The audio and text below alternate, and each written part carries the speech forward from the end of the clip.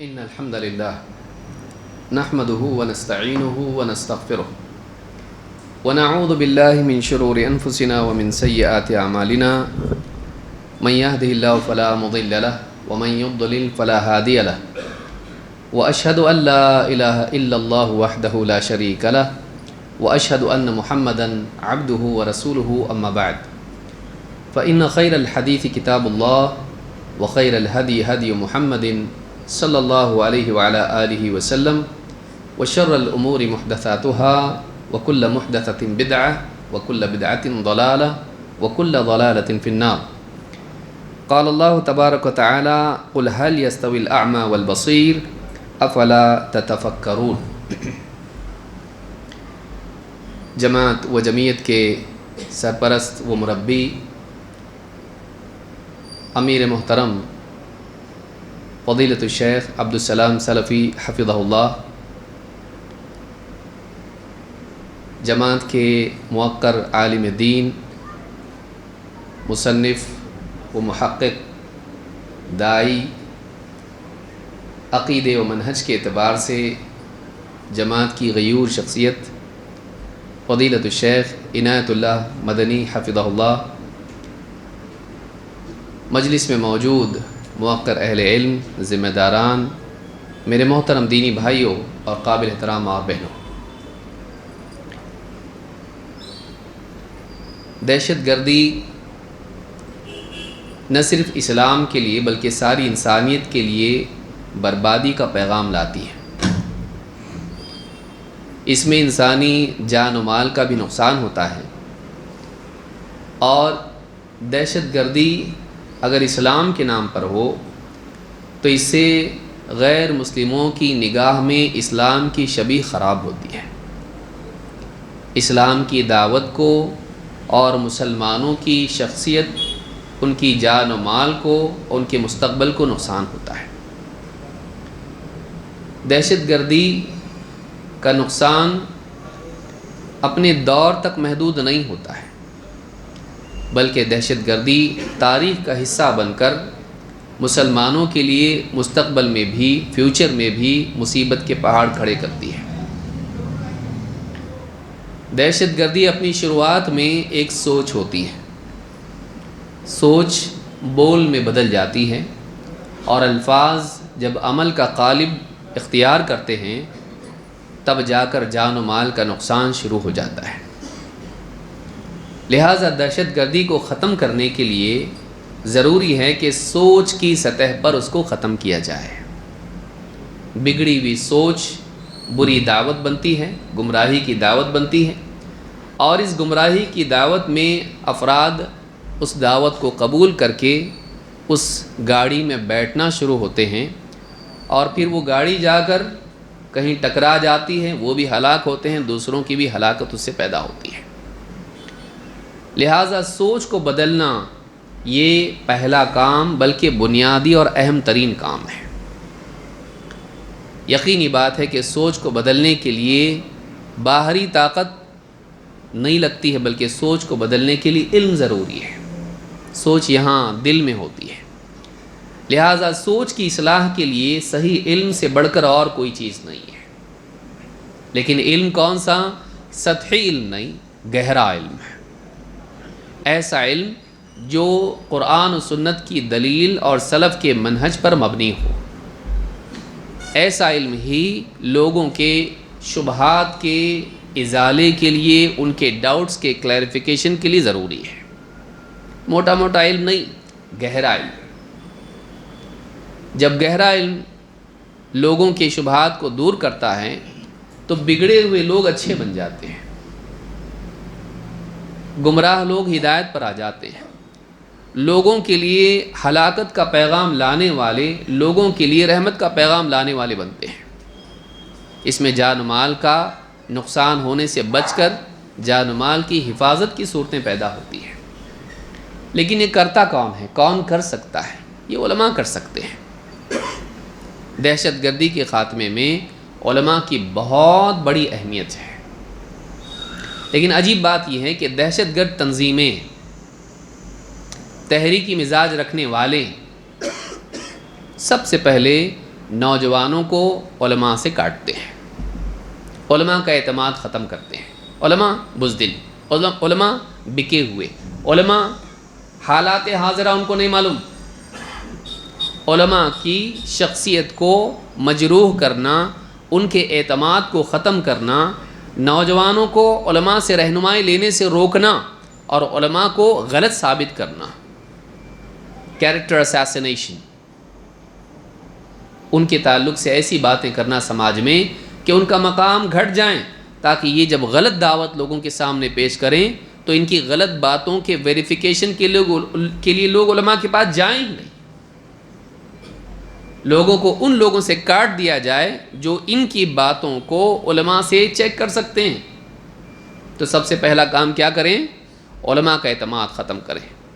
عام طور سے آپ کو دکھائی دے گا کہ جو آدمی جس کا مزاج تحریکی ہو، جس کے اندر دہشت گردی کے جراثیم ہوں، چاہے اس نے کوئی ایکٹیویٹی کی نہ ہو، وہ آپ کو سب سے پہلے علماء سے کاٹے گا، علماء کے مقام کو گھٹائے گا، علماء کے اعتبار کو ختم کرے گا۔ علماء کی اہمیت دہشت گردی کے رد میں اور اس سے سماج کی حفاظت میں کتنی زیادہ ہیں، اس کو سمجھنے کے لیے صرف میں 2 باتیں بیان کروں گا اور 2 واقعات بیان کروں گا، کیونکہ میرے بعد میں 2 بہت ہی اہم خطابات ہیں، میں چاہوں گا کہ اس کو زیادہ وقت ملے اور آپ لوگ سنیں، ویسے بھی وقت طے شدہ ہے۔ سب سے پہلا واقعہ انفرادی سطح پر اور اس کے بعد ہم دیکھیں گے اجتماعی سطح پر دہشت گردی کی، جان و مال کو نقصان پہنچانے والی حرکتوں کی اصلاح کیسے عالم کرتا ہے۔ نمبر 1، ایک واقعہ ہے جو آپ سبھی جانتے ہوں گے، لیکن ہم اس تناظر میں اس کو سمجھیں گے کہ سماج سے لوگوں کی جان و مال کو نقصان پہنچانے والے کی اصلاح کرنے والا بنیادی طور پر ہوتا کون ہے۔ اللہ کے نبی صلی اللہ علیہ وسلم کی حدیث ہے، ابو سعید خدری رضی اللہ تعالیٰ فرماتے ہیں ان نبی اللہ صلی اللہ علیہ وسلم قال، اللہ کے رسول صلی اللہ علیہ وسلم نے فرمایا، کان فی من کان قبلکم، تم سے پہلے، ایک روایت میں ہے فی بنی اسرائیل، بنی اسرائیل میں ایک آدمی تھا، رجل قتل 99 نفسا، جس نے 99 مرڈر کیے تھے۔ مرڈر بولے تو تھوڑا اچھا لگتا ہے، ہاں سمجھ میں آتا ہے، قتل اتنا بڑا لگتا نہیں ہے۔ جس نے کیا کیے تھے؟ 99 مرڈر کیے تھے، بڑا آروپی تھا وہ۔ ثم عرضت له التوبہ، اتنا خون قتل کرنے کے بعد اس کے دل میں توبہ کا خیال پیدا ہوا۔ فسأل عن اعلم اہل الارض، اس نے پوچھا، کم سے کم اس کو بھی عقل تھی، بعض اوقات اس طرح کے لوگوں کو بھی تھوڑی بہت عقل ہوتی ہے، لیکن جب دینی اعتبار سے انحراف پیدا ہوتا ہے تو وہ آدمی، اس کی اتنی عقل بھی ختم ہو جاتی ہے۔ اس نے پوچھا زمین میں سب سے زیادہ علم والا کون ہے؟ سوال دیکھیے خیر کہاں سے شروع ہوتی ہے۔ اس نے کیا پوچھا؟ فسأل عن اعلم اہل الارض، زمین میں سب سے زیادہ، یہ نہیں چنٹو پنٹو بتاؤ ہم کو، ہاں نہیں، اس نے کیا پوچھا؟ سب سے زیادہ علم والا کون ہے، علم کی گہرائی والا، زیادہ علم والا کون ہے؟ فدل علی راہب، لیکن رہنمائی کرنے والے نے مس گائیڈ کیا، ارے ان سے کیا، ان سے پوچھو، ہاں یہ اندھوں میں کانا راجا، راہب کے پاس اس کو لے گئے۔ اس نے کیا کر دیا؟ راہب کون؟ جو عبادت میں پڑا رہتا ہے، اللہ والا، خوب عبادت کرتا، تہجد، یہ وہ، ذکر، تلاوت، اس طرح کا کوئی عابد تھا، اس کا رستہ بتایا۔ فاتاہ، بیچارہ گیا اس کے پاس، اب اس کی شامت آئی تھی بیچارے راہب کی، تو یہ گیا اس کے پاس۔ فاتاہ فقال انہ قتل 99 نفسا فہل لہ من توبہ، اس نے کہا میں نے 99 قتل کیے ہیں، اپنا پورا پروفائل بیان کیا اس نے کہ میں نے 99 قتل کیے ہیں، تو ہے میرے لیے کوئی توبہ کی گنجائش؟ راہبوں میں عام طور سے عبادت کا ایک غرور ہوتا ہے، علم جب کم ہوتا ہے تو آدمی اپنی عبادت پر ناز کرنے لگتا ہے، علم انسان کو اپنی اصل اوقات بتاتا ہے۔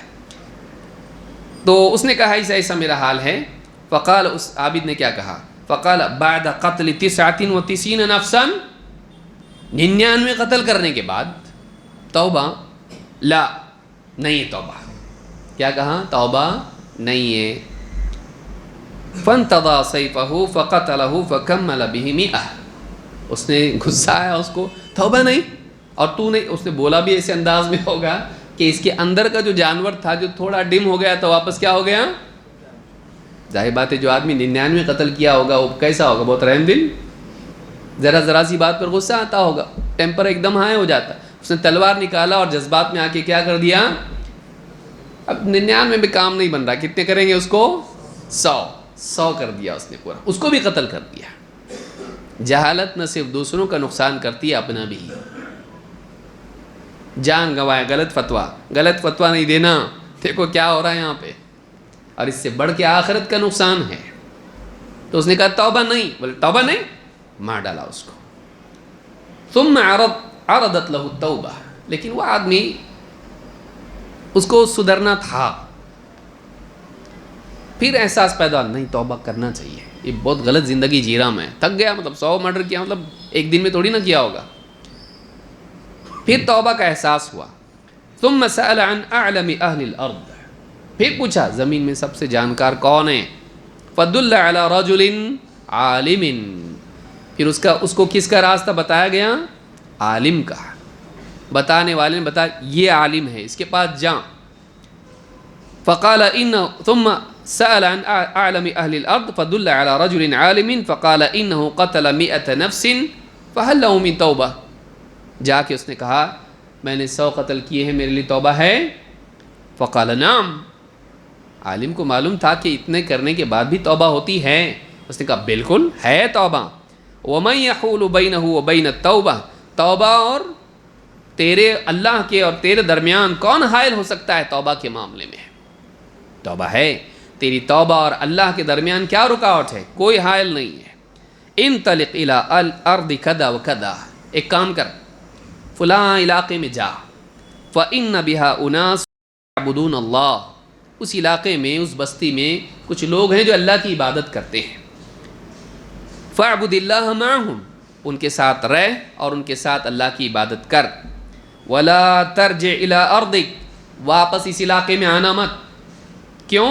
فَإِنَّهَا أَرْضُ سَوْءٍ. اس لیے کہ یہ جو زمین ہے یہ بری زمین ہے. مطلب زمین منحوس نہیں ہے، علاقہ برا ہے. حالات یہاں کے ماحول ہی خراب ہے. ظاہر بات ہے جس ماحول میں 99 خون کرنے والا پنپا ہو وہ کیسا ماحول ہوگا. کہا یہ زمین اچھی نہیں، علاقہ اچھا نہیں، بستی اچھی نہیں، جا علاقہ چھوڑ دے اور نیک لوگوں کی صحبت میں رہ کے عبادت کرتا رہے. اسے معلوم ہوا کہ صحبت بدلنا بھی کتنا ضروری ہے. بری صحبت مصیبت لاتی ہے. صحیح رہ دو چیزیں ملی اس کو اچھی. ایک صحیح عالم، دوسرا اچھی صحبت کی طرف اس عالم نے رہنمائی کی. اچھا وہ نہیں سنتا، نہیں اچھے لوگ ہیں میں یہیں رہ کے سدھرتا، بولے تو پھر وہی ہوتا تھا. اس نے کیا کیا؟ اس عالم کی بات مانا. یہ اچھا علاقہ نہیں، یہاں صحبت اچھی نہیں ہے تو اچھے لوگوں کے ساتھ جا کے رہے. آج بھی عالم بولتا دیکھو ان کے ساتھ اٹھتے بیٹھتے مت جاؤ، تحریکی لوگوں کے ساتھ مت رہو. نہیں سنتا، نہیں میں ان میں دعوت کا کام کر رہا ہوں. دھیرے دھیرے کیا ہوتا؟ وہی اس کو گھسیٹ کے لے جاتے. اونٹ کو آپ کنویں میں سے بچانے کے لیے دم کھینچ رہے، کون لے کے جائے گا کدھر؟ اونٹ آپ کو کنویں میں لے جاتا ہے. بہت سے ایسے لوگ جو اس طرح کا مزاج، توحید حاکمیت قائم کرنا ہے ہم کو، ساری دنیا کو بدل دینا ہے گھر چھوڑ کے اپنا، وہ اینڈ میں کریں گے. وہ تو اپنا ہی ہے نا، وہ بعد میں چینج کریں گے. پہلے پوری دنیا کو چینج کرنا ہے اپنے کو. مرد مجاہد ہے، گھوڑے پہ سوار ہوا تو گھر چھوڑ کے پورے گاؤں میں گھوم کے آتا ہو. ایسے لوگ ان کی صحبت میں جا کے رہیں گے، وہ آپ کو گھسیٹ کے لے جائے گا گھوڑے کو باندھ کے. سنتے نہیں ہیں. اس آدمی نے سنا، عالم کی بات سنی، کہا واپس مت آنا اس لیے کہ یہ برا علاقہ ہے. فانطلق یرید القریۃ الصالحہ. وہ نکلا اچھے علاقے میں جانے کی نیت سے. حتی اذا نصف الطریق اتاه الموت. عجیب بات ہے. اب دیکھیے ایسے واقعات ہوتے ہیں تاریخ میں تاکہ ہم لوگوں کے لیے اللہ کی رحمت اور خیر کتنی ممکن ہے بگڑے سے بگڑے ہوئے انسان کے لیے بھی یہ معلوم ہو. آدھے رستے میں جا کے اس کو کیا آئی؟ موت. فنا اب صدری، میں کئی روایات کو جمع کر کے آپ کے سامنے رکھ رہا ہوں. فنا اب صدریہ بصدری نحوہا، مرتے مرتے آخری وقت میں جب وہ گرا زمین پہ، اپنے سینے سے کروٹ لے کے وہ تھوڑا اور آگے بڑھا. اس سے معلوم ہوتا ہے آدمی کو کوشش میں کوتاہی نہیں کرنا چاہیے. اس کو عالم نے بتایا جا، وہ گرا بھی تو اس نے کیا کیا، گرتے گرتے کیا کیا، گرنے کے بعد بھی کروٹ لے کے تھوڑا اور آگے چلا گیا کہ اس حال میں بھی وہ آگے بڑھا اس علاقے کی طرف جہاں اس کو جانا تھا. مقصود کے منزل کی طرف پہنچنے میں کوتاہی نہیں کرنا چاہیے. اس نے کوتاہی اپنی طرف سے کوئی نہیں کی، عالم کی بات مانی. ثم مات، پھر مر گیا. فاختصمت فیہ ملائکۃ الرحمۃ و ملائکۃ العذاب، اب اللہ تعالیٰ نے فرشتے بھیجے، رحمت کے بھی فرشتے بھیجے اور عذاب کے بھی فرشتے بھیجے، اور دونوں میں اختلاف ہوا. فقالت ملائکۃ الرحمۃ جاء تائبا مقبلا بقلبہ الی اللہ، رحمت کے فرشتوں نے کہا وہ دیکھو توبہ کر کے اللہ کی طرف پلٹ کے واپس آیا تھا، اپنے دل سے اللہ کی طرف متوجہ ہوا تھا. اور عذاب کے فرشتے کہنے لگے وقالت ملائکۃ العذاب انہم لم یعمل خیرا قط، ایک بھی تو بھلا کام نہیں کیا تھا اس نے. کیا اچھا کیا؟ 99 نہیں، ایک جس کو پوچھا اس نے فتویٰ دیا، اس کو بھی، عابد کو بھی بیچارے کو مار ڈالا. 100 لوگوں کا قاتل ہے یہ، کیا اچھا کام کیا اس نے؟ تو رحمت کے فرشتے کہہ رہے ہیں دیکھو دل سے تو اللہ کی طرف آیا تھا نا، یہ توبہ کی چاہت تو دل میں تھی، متوجہ ہوا، جا رہا تھا نا صحیح جگہ. بولے نہیں اس نے کچھ بھی اچھا کام نہیں کیا، ابھی تو پہنچا بھی تو نہیں تھا نا وہ ڈیسٹینیشن پہ، ابھی اصلاح کا پروسیس شروع نہیں ہوا، بگڑا کا بگڑا ہی تھا، یہ تو کوئی اچھا کام نہیں کیا اس نے. اتنے میں ابلیس بھی آیا، ایک روایت میں ہے قال ابلیس بھی آ گیا، کہا انا اولا بہ انہ لم یعصنی ساعۃ قط. ابلیس بھی آگے کھڑا ہوگا وہاں پہ، کیا بول رہا؟ ابلیس میں زیادہ حقدار ہوں اس کا، میں لے جاتا اپنے ساتھ اس کو، یہ میرے ساتھ ہونے کا زیادہ حقدار ہیں. کیوں؟ اس لیے کہ ایک بات میری ایسی نہیں تھی جو اس نے نہیں مانی ہو، جو بولا اس کو وسوسہ ڈالا کرتا تھا وہ. تینوں میں رحمت کے فرشتے، عذاب کے فرشتے، ابلیس. فاتاہم ملک فی صورت آدمی فجعلوہ بینہم، آدمی کی صورت میں ایک فرشتہ آیا، انہوں نے کہا تم ہی ہمارا فیصلہ کر دو، اب کیا ہے، کیا کریں، ہم لے جائیں اس کے ساتھ جائیں کہ اس کے حصے میں یہ آئے. فقال قیسوا ما بین الارضین، دونوں زمینوں کے بیچ میں فاصلہ ناپو. فإلی ایتہما کان ادنی فہو لہ، جس زمین کے قریب ہوگا اس کا حقدار ہے. اچھی زمین تو اچھا پکڑیں گے اس کو، بری زمین کے قریب تھا برا پکڑیں گے اس کو. اچھی زمین سے قریب تھا رحمت کے فرشتے، بری زمین سے قریب تھا کس کے حق میں جائے گئے؟ عذاب کے فرشتے. فأوحى الله إلى هذه أن تقربي وأوحى الله إلى هذه أن تبعدي. جب انسان اپنی کوشش کر لیتا ہے اپنی وسعت کے بقدر، تو اللہ رب العالمین بھی اس کے لیے اپنی طرف سے فضل و کرم کا معاملہ کرتا ہے. چونکہ آخری لمحے تک اس زمین کی طرف بڑھا تھا، اللہ تعالیٰ نے زمین کو حکم دیا تو قریب آ جا. کون سی زمین؟ اچھے علاقے کو کہا تو قریب ہو جا، اس سے قریب ہو، اور بری زمین سے کہا تو دور ہو جا اس سے. تو اچھا علاقہ قریب آ گیا، برا علاقہ دور ہو گیا. فقاسوہ، فرشتوں نے ناپا اس کو. کیا قریب کون سا نکلے گا؟ اللہ کے حکم کے بعد کیا قریب ہونا ہے؟ اچھا علاقہ قریب، زمین کو قریب کر دیا. یہ اس سے قریب جانا چاہ رہا تھا، نہیں کر پایا کیونکہ موت آ گئی. اللہ نے زمین کو اس کے قریب کر دیا، زمین قریب آ گئی.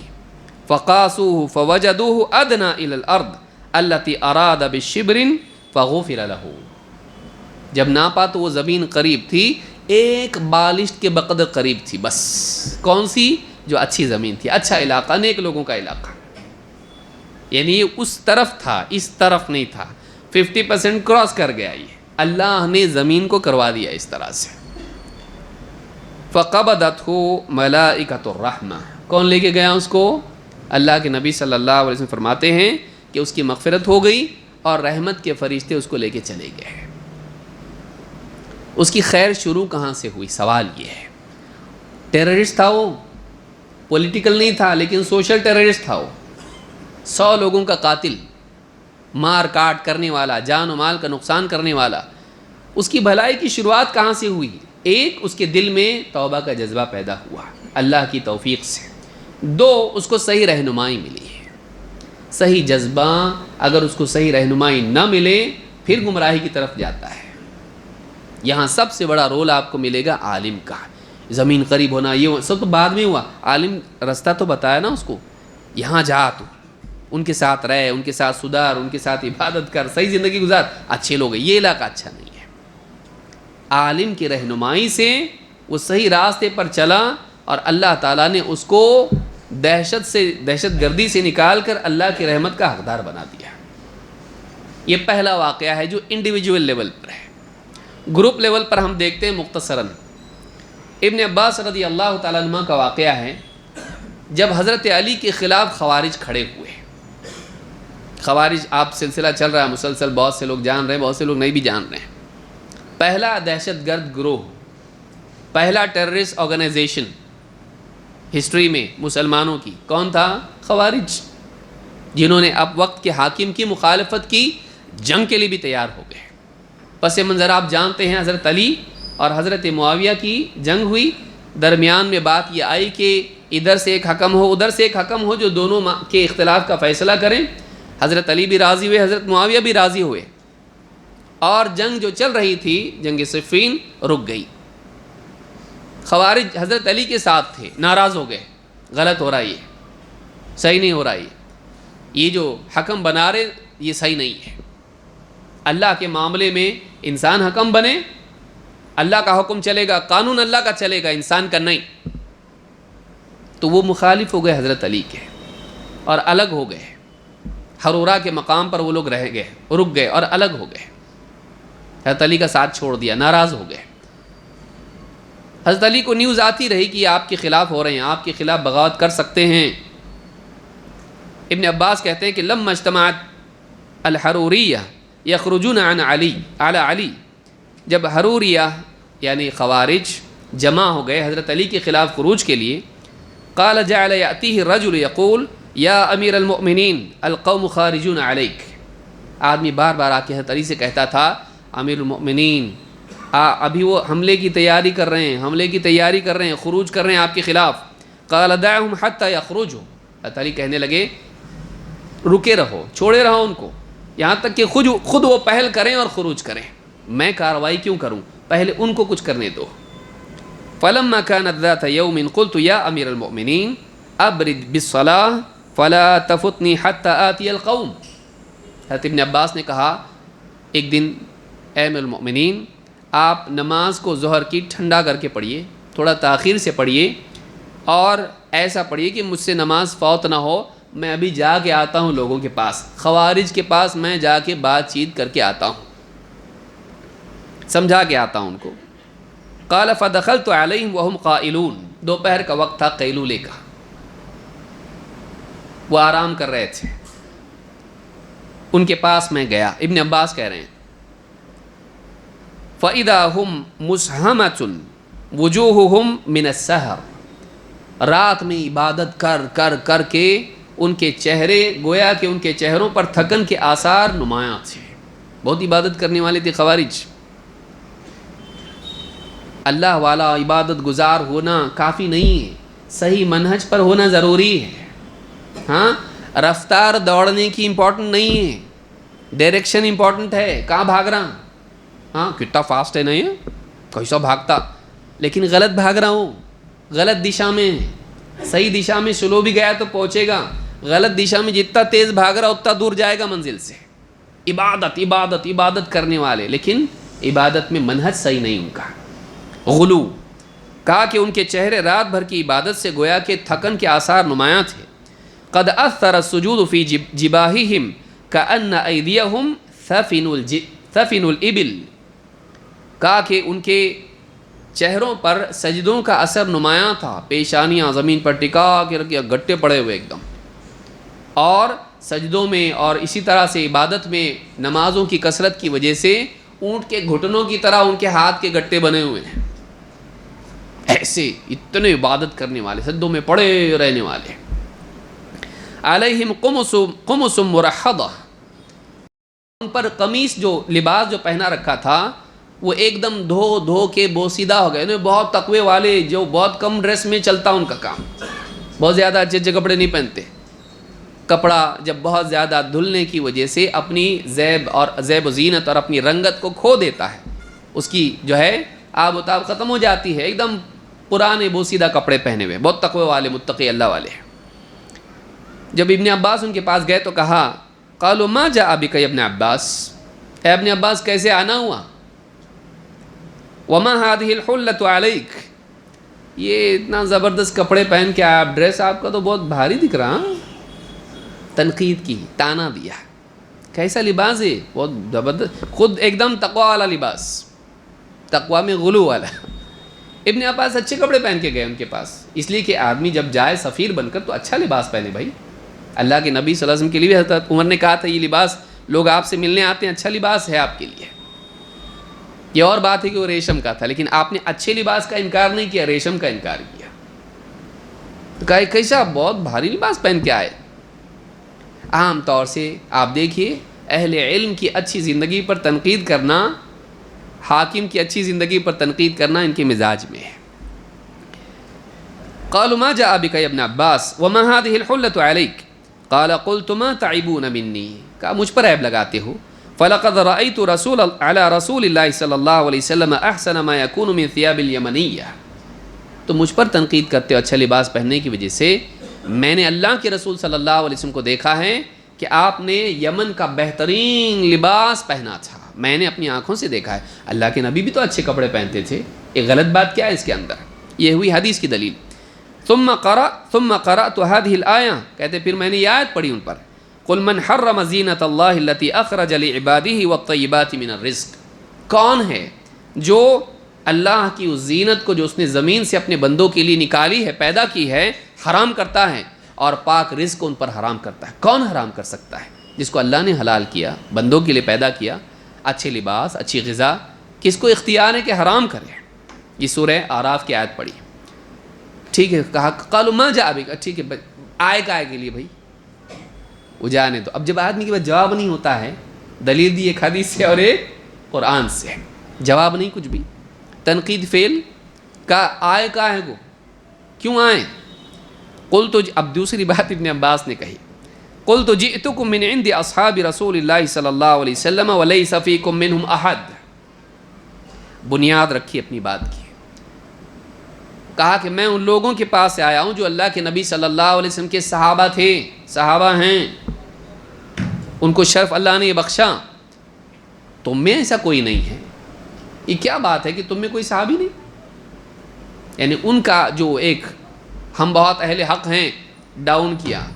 آج بھی آپ تحریکوں میں دیکھیے علماء نہیں ملیں گے آپ کو, سب جنٹل ملیں گے آپ کو, پروفیسر, انجینئر, ڈاکٹر, اپنے فن کے ماہر ہیں, لیکن تم دین کا کام کرے تو دین کے فن کا ماہر بھی تو تمہارے پاس ہونا چاہیے. ہاں, علمی میدان کا کوئی آدمی ان کے پاس آپ کو نہیں دکھائی دے گا, کیونکہ وہ علم دشمن لوگ ہیں, علماء کو ہمیشہ غلط بولنے والے. وہ فرانس کا انقلاب, رشیا کا انقلاب, یہاں کی تاریخ وہاں کی تاریخ ہی بتائیں گے آپ کو. قرآن و سنت کی گہرائی ان کے پاس نہیں ہوگی, علماء کا معاملہ ان کے پاس نہیں ہوگا. کہ میں ان کے پاس سے آیا ہوں جو اللہ کے نبی صلی اللہ علیہ وسلم کے صحابہ ہیں, تو میں ان میں سے کوئی نہیں ہے. ومن عند ابن عم رسول اللہ صلی اللہ علیہ وسلم وعلیہم نزل القرآن وہم اعلم بتأویلہ. میں بڑی تیزی سے کہہ رہا ہوں کہ وقت کم ہے میرے پاس. کہا کہ میں اللہ کے نبی صلی اللہ علیہ وسلم کے چچا زاد بھائی کے پاس سے آیا ہوں, صحابہ کے پاس سے آیا ہوں. یہ وہ لوگ ہیں, یہ وہ قوم ہیں جن کے سامنے قرآن نازل ہوا, وہ موجود تھے اور قرآن نازل ہوتا تھا. اور وہم اعلم بتأویلہ, وہ قرآن کی تفسیر کا زیادہ علم رکھتے ہیں تم سے. معلوم ہے کہ سلف کے منہج کی پیروی کی جو ہم دعوت دیتے ہیں یہ پہلے دن سے ہے. ابن عباس نے سب سے پہلے گمراہ طبقے کو دعوت دی تو سلف کے منہج کی اہمیت بتائی. جن کے سامنے قرآن نازل ہوا, جو قرآن کو سب سے زیادہ جانتے تھے, تم میں ویسا کوئی آدمی نہیں ہے, تم کو گائیڈ کرنے والا کوئی ہے ہی نہیں ایسا آدمی. میں تو پوری اس فوج کی طرف سے آیا ہوں, میں ان کے پاس اتنے لوگ ہیں ایسے جو قرآن کے صحیح فہم کو جانتے ہیں. تم قرآن کی آیتیں نکال کے حضرت علی کے خلاف پیش کر رہے ہو, تمہارے پاس کوئی صحیح سمجھنے والا ہے؟ وہ لوگ ہیں جن کے سامنے قرآن نازل ہوا, ان کو زیادہ معلوم کہ تم کو زیادہ معلوم. بنیاد بنائی ایک. جئت لأبلغکم عنہم وأبلغکم عنکم، میں تمہارے پاس آیا ہوں کہ میں ان کا پیغام تم کو پہنچاؤں اور تمہارا جواب ان کو پہنچاؤں. میں ایمبیسیڈر بن کے آیا ہوں. فقال بعضهم لا تخاصموا قریشا فإن اللہ تعالی یقول بل هم قوم خصمون. ان میں سے کچھ لوگ بولنے لگے مت بحث کرو ان سے، قریشیوں کی قریشی ہیں یہ، قریشی ہمارے والے نہیں وہاں والے قریشی. کہ بحث مت کرو ان سے، منہ کی کھاؤ گے. یہ قریشی اور ان کے بارے میں کیا ہے؟ اللہ تعالیٰ نے فرمایا کہ بل ہم قوم خصمون، یہ بڑے حجت باز لوگ ہیں. وہ مشرکین کے بارے میں کہا تھا جو حق کو نہیں مانتے. آپ دیکھیے یہاں بھی معلوم پڑے گا کہ جب عالم کے سامنے ایک اس طرح کا آدمی خارجی ذہنیت رکھنے والا، تحریکی مزاج والا بیٹھتا ہے، عالم اس کو گول گھما کے لٹکا دیتا ہے تو بولتے ہیں باتوں کو گھماتے ہیں. ہاں، اس کی جب چمڑی ادھیڑتا ہے وہ علمی اعتبار سے، تب کیا کہتا یہ بہت بحث کرتے، حجت کرتے، اصل بات پہ نہیں آتے، گول گھماتے، یوں کرتے توں کرتے، اس طرح کی باتیں کرتے ہیں. تو انہوں نے کیا کہا؟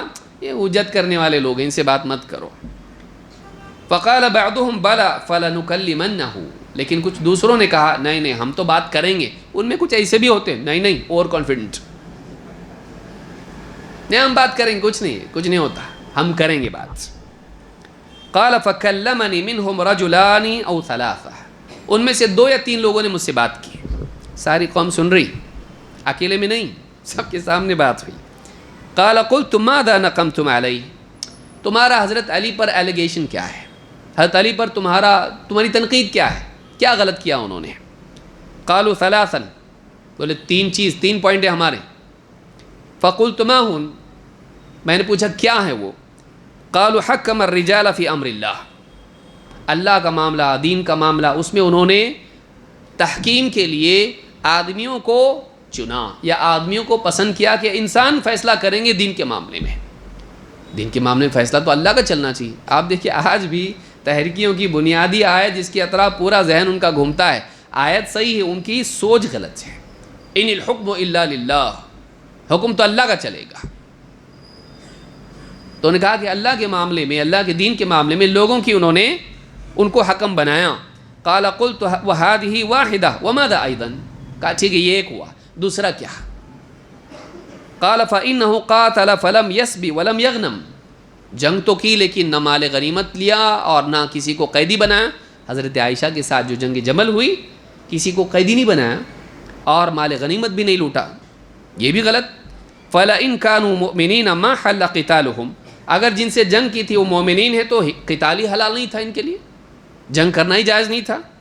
وَلَئِن كَانُوا كَافِرِينَ لَقَدْ حَلَّ قِتَالُهُمْ وَسِبَاهُمْ، اور اگر وہ مومن نہیں تھے جن سے جنگ کی ہے اگر ان کے مطابق، تو پھر ان کا مال لوٹنا، مال غنیمت، اور ان کا قتال، ان کو قتل کرنا، ان کو قیدی بنانا، دونوں حلال تھا. قَالَ قُلْتُ وَمَاذَا أَيْضًا، کہا اور کیا ہے، اور بتاؤ، تیسرا کیا؟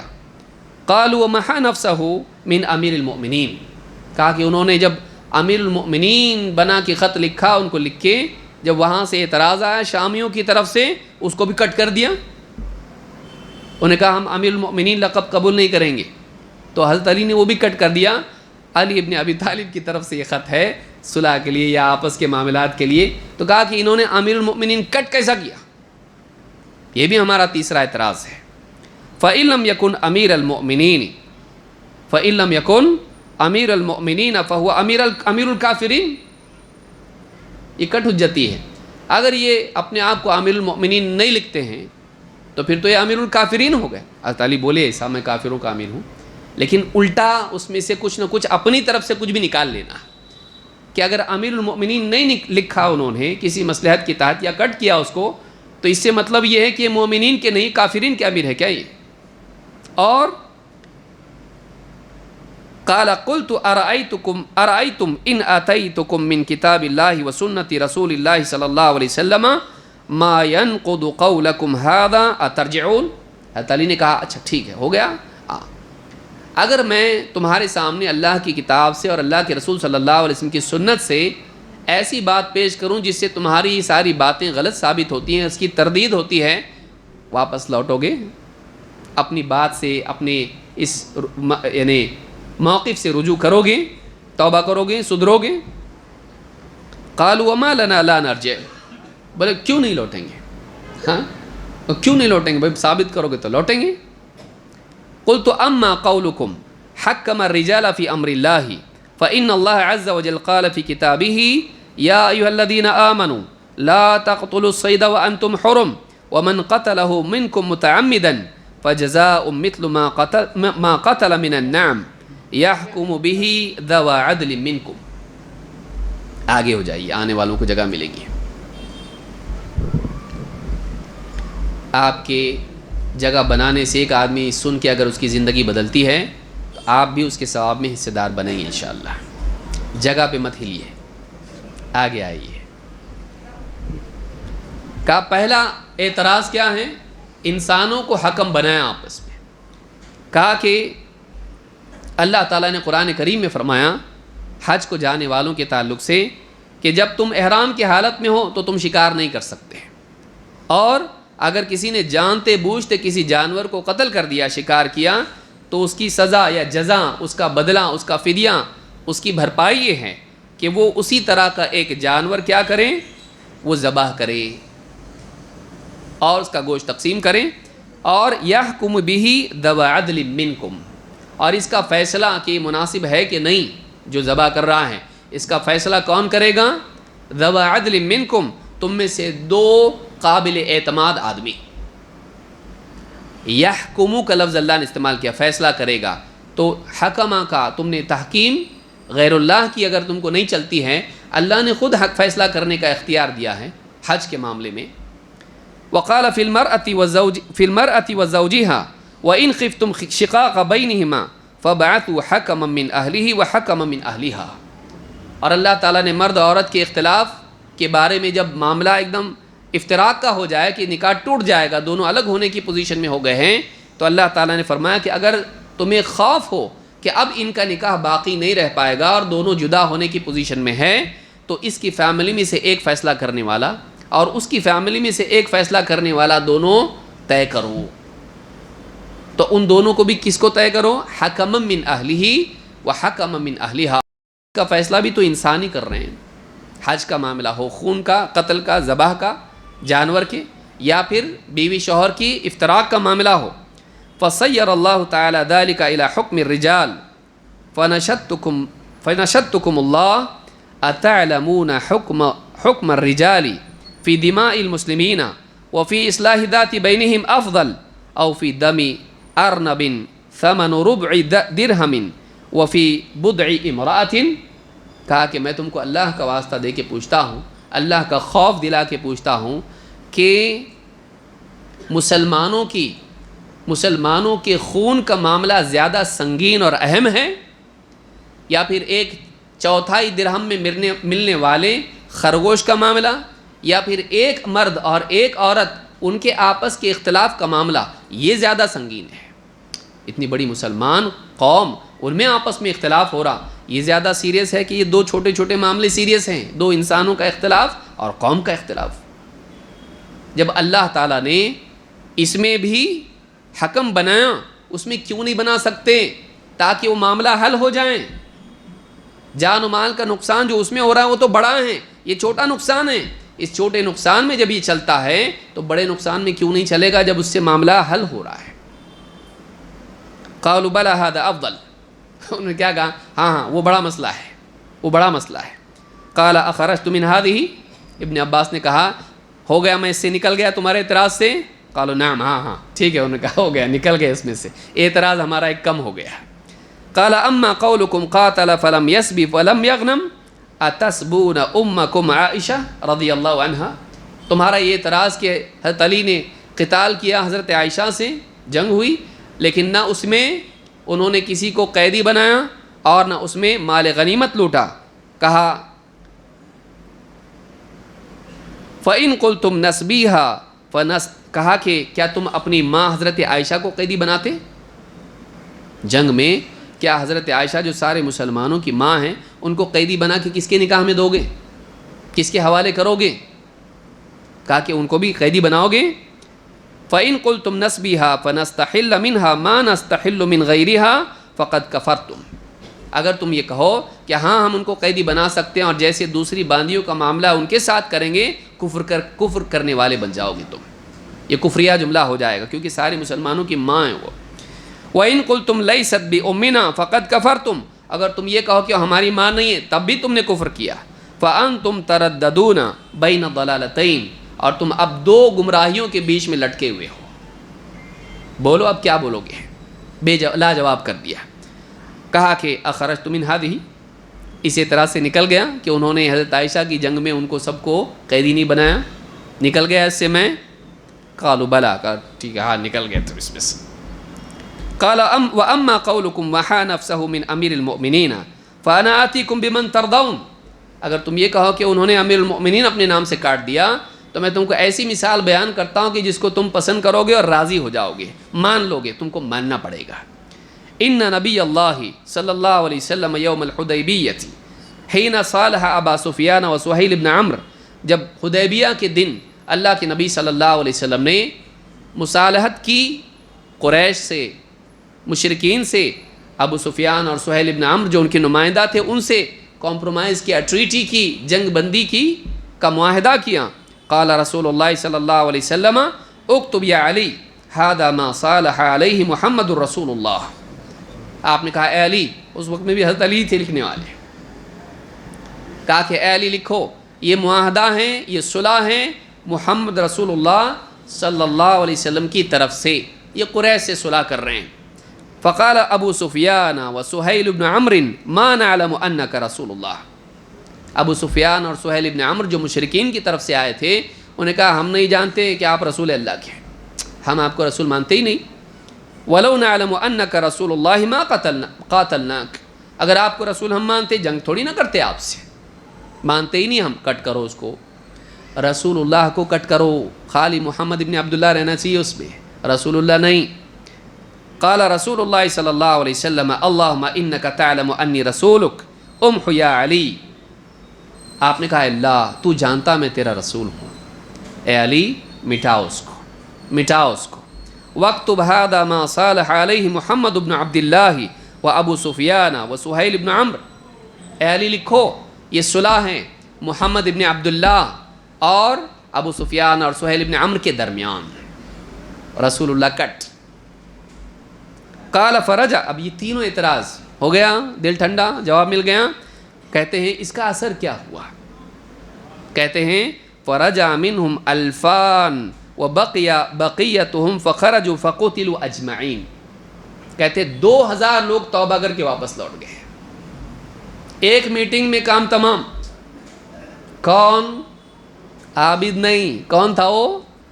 عالم. اور کیسا عالم؟ ہاں ایسا عالم. 2000 لوگ توبہ کیے ایک ہی ملاقات میں. اب بولنے کو کتنے منٹ لگ رہے ہیں اپنے کو؟ 15 منٹ میں کام تمام ہو گیا ہو. 2000 لوگوں کو 15 سے 20 منٹ کے اندر انہوں نے کیا کرا دی؟ توبہ.